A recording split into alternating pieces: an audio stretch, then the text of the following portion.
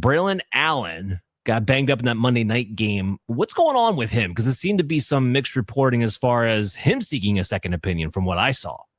Yes, I believe he did. And I believe that they did an MRI, and some reports have said that he has a sprained MCL and he's been placed on IR.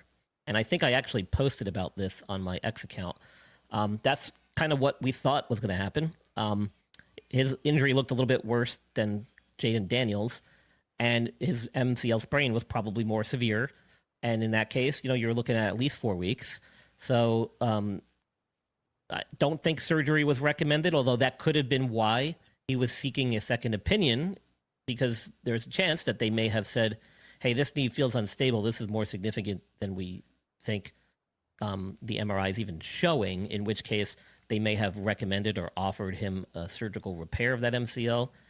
Not always do you need that, but it may have been something that they offered. It could have been one of those, on the fence. Maybe you fix it, maybe you don't. Do you do it now? Do you wait? So I think that's probably why he sought a second opinion. And chances are they probably said the same thing or gave him an option of treating it conservatively, and that's what he opted for. So it sounds like he's just going to be on IR and rehabbing this, and we'll see him back in probably 4 to 6 weeks. Okay. Yeah, that's kind of what I'm seeing here too. So how does that all break down for fantasy wise? Well, first of all, Isaiah Davis gets into a much larger role. So the passing situations in that Monday night game, 70% of the long down and distances, 29% of the routes run. And remember, it was still early in the game. It was in the first half, but we were past the first quarter by the time Braelon Allen got hurt. So it's not going to be all Breece Hall. Breece Hall is not going to go to a 90% snap count. That's not what's on the table here. Isaiah Davis is going to get worked in. So if you're in PPR leagues, because Davis actually has some explosiveness to him, I do think that's a pickup you can make. On the flip side, Breece Hall, this is good news for Breece Hall owners, because finally, we don't have to sit there and bite our nails and hold our breath anytime the Jets get inside the 10-yard line, which is not often, by the way. And Braelon Allen comes in there and steals the touchdown that Breece Hall set him up for in the first place. So Breece Hall will get more of those opportunities, which gives him a nicer ceiling because he has more of an opportunity to score with Braelon Allen out of the mix. It just kind of consolidates a little bit what's going on in that backfield for the New York Jets, and we need consolidation. Here's another one. Chuba Hubbard. Yeah. So this has been a developing situation here. He was banged up a little with the calf last week, but there was never really any doubt he was going to play. Didn't practice yesterday. Didn't practice Thursday. We have to wait to see what he does on Friday, but what do you got? Yeah, this could be a true weekend game time thing. Sounds like that calf isn't completely healed, which, again, not surprising if they put him out there last week and it was an issue the week before. So this kind of sounds a little bit reminiscent of Christian McCaffrey. These things don't heal very quick. Calf strains can be very painful and very limiting when you do have them. So the fact that he was able to play through it is actually quite impressive.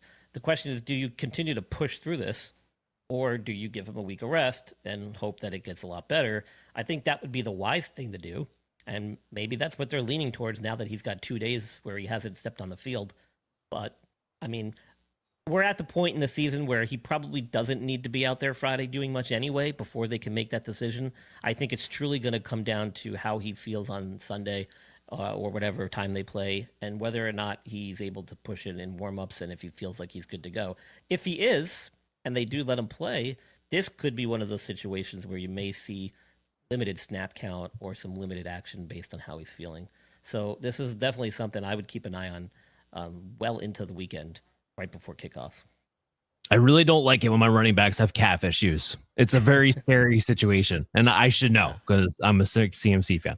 Anyway, and it sucks too because the Carolina Panthers finally have a plus matchup. They're playing against the Miami Dolphins this week, so this was a week where you thought like, okay, cool, I can get a blow up Chuba Hubbard's spot, and that's probably not going to be the case. But if he's out, and he needs to be out for this to happen, but if he's out, Rico Dowdle becomes very, very interesting. And I can't imagine there's too many leagues out there where he's still available on the waiver wire at this point. But if he is, pick him up Because if Chuba Hubbard's out, you got a matchup against the Dolphins. Dowdle will be a top 24 running back in my rankings if there's no Hubbard to take away carries from him. And Dowdle's already been getting more of the work inside the 5 anyway. He's already the guy who's been scoring, regardless. That's what's been so insane about Hubbard's value this year. Has gone down because Dowdle, little pigeon Dowdle somehow is the goal line back. I don't know how that happens, but it does.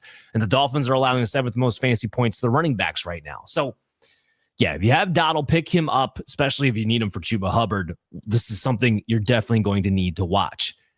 Is this running back going to come back? Tajae Spears, deal with the ankle. He's finally eligible to come back off the IR. What do you got? So he's in that 21-day window. He actually did practice him in limited fashion. So once you step back on the field and do stuff, you've now activated that 21-day window. So we'll see how he does. He had this ankle sprain. I think it was a high ankle sprain back in the preseason and started the season on IR. So he's missed the mandatory 4 games. Here we are, week 5. I don't think he's going to be ready this weekend, but I expect that next week he'll ramp up his activity, get into a full practice. If he can get a couple of full practices in, I think that's what he'll need before they're ready to put him out there. Okay, so I don't think he's going to be back this week then, based on that. And I would agree with you in that sentiment. I don't think so. Here's the issue. We've always been excited about Tajae Spears because of his explosive ability. We know what he can do as a pass catcher. And there's probably a number of teams out there who've been holding on to him, waiting for him to come back. Again, always looking for running backs wherever you can find it. And I understand that. I got a few leagues myself where I have him in that situation. The Titans are so broken. And with Spears, what you count on is his receiving ability. Like when both him and Pollard are healthy, Pollard's the lead runner, and then Tajae Spears spells him a little bit, but mostly gets us work on passing downs. There's been 10 targets to the running back unit to the first 4 games. I don't know if Cam Ward knows how to throw the ball to the running backs. He needs to because he's getting sacked on every other play, but it doesn't seem to be happening. So with that, knowing how the Titans are playing, knowing that we still have to wait a few more weeks for Tajae Spears, if you had that IR spot, you've been holding him this whole time, continue to hold him. But if you have to make a move because it's a bye week, it's okay to drop him because I don't know what his value is truly going to be given the state of this team. That's the sadness of it all. Maybe it just takes over Tony Pollard, but that at this point, I think you have to kind of view him as a handcuff to Pollard, not necessarily as a guy who can give you PPR points as a backup in this situation because it's just untenable.